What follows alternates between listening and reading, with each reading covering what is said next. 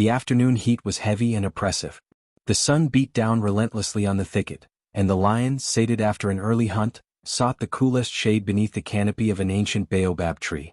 Tall, dry undergrowth formed an uneven bed beneath his body. The buzzing of insects and the distant call of a woodpecker served as his lullaby. His eyelids drooped, his breathing deepened, and unaware, he crossed the threshold into sleep. Something shifted in his mind. He felt his paws moving, yet the ground beneath them was no longer earth and dry leaves. It was now a smooth, hard, gray surface. He opened his eyes and froze. Before him rose mountains not of stone but of glass and steel, so tall they seemed to pierce the clouds. They were modern buildings, giants with blinding reflections that caught the sunlight and cast it back in dazzling flashes. All around him, a river of strange, brightly colored metal shells roared past at high speed, filling the air with the stench of burning and a deafening din. The lion shuddered. He had never seen so many straight lines or such chaotic movement. He walked cautiously, dodging those metal beasts, at once awestruck and intimidated by the noise. Yet, as he moved forward, the landscape began to transform. The roar of engines faded, replaced by the echo of his own claws against cobblestones. The glass skyscrapers vanished, giving way to narrow alleyways flanked by old stone houses with peaked roofs and slender windows. Wrought iron lanterns hung from the walls, small flames dancing within them. The doorways featured pointed arches, and statues of grotesque, winged beings gazed down at him with their weathered stone faces. The lion sniffed the air. The scent of car exhaust was gone, replaced by the smell of dampness, ancient stone, and incense.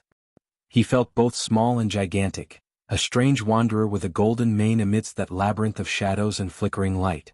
One structure, more imposing than the rest, caught his eye. It was a cathedral.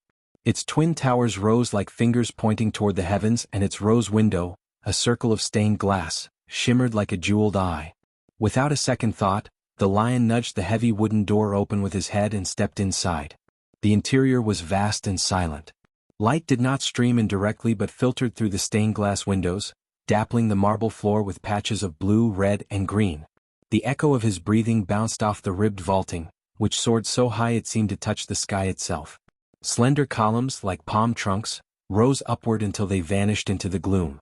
The lion moved slowly, his claws clicking softly against the floor, as he tilted his head to gaze at the arches crisscrossing overhead like the petrified branches of a stone forest. A faint scent of wax and something ancient and sacred filled his nostrils. For a moment, the lion felt a sense of absolute peace, as if that place of silence and soaring height had been built solely for him, a humble animal of the jungle, to admire. But then a sharp, familiar sound snapped him out of his reverie. It was the cry of a toucan. And behind that cry, the persistent buzzing of a mosquito. The lion blinked hard. The cathedral began to blur. The stained glass windows turned into smudges of diffused light, and the towering stone columns bent and transformed into the twisted trunks of jungle trees. The peace of the temple vanished, replaced by the humid heat and the scent of wet earth that defined his home. He opened his eyes fully.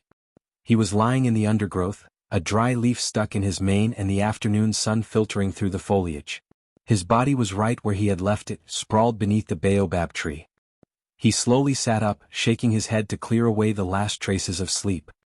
He looked around, nothing but trees, shrubs, and the endless horizon of the plains. There was no glass, no steel, no stone arches, no cathedral of any kind.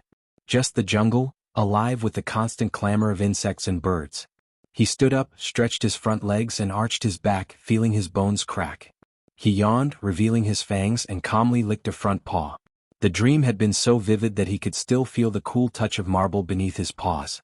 But that was all it was, a dream. Shaking out his mane, the lion took a few steps and stopped. He gazed toward the horizon, as if half expecting to see the cathedral spires rising above the trees, but found only the infinite green of his home.